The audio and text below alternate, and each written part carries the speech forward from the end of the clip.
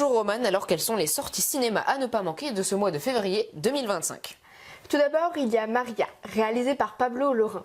Ce drame retrace les derniers jours de la légendaire cantatrice Maria Callas, à Paris, en 1977, avec une performance remarquable d'Angelina Jolie dans le rôle titre.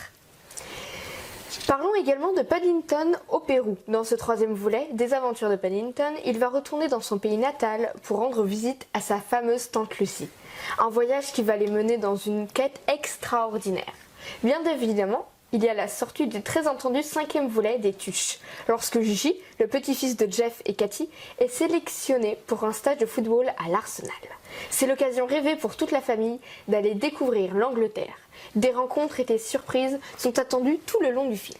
Il y a aussi pour les fans de Marvel, Captain America Brave New World.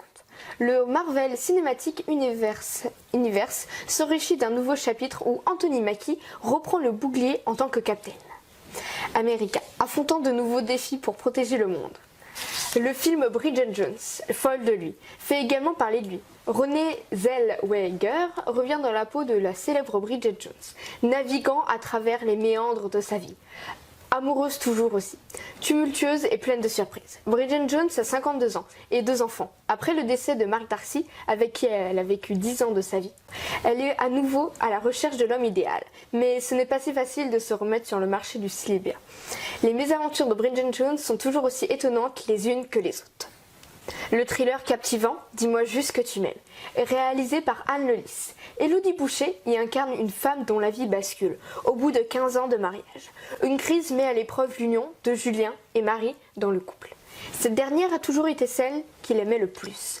Au moment où Naël, le grand amour de jeunesse de son mari Julien, réapparaît dans le paysage, Marie panique, perdue dans une spirale infernale de jalousie et d'autodépréciation.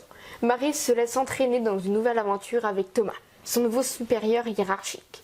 Celui-ci se révèle très manipulateur. Merci beaucoup Romane de nous avoir informé des sorties dans les salles obscures ce mois-ci.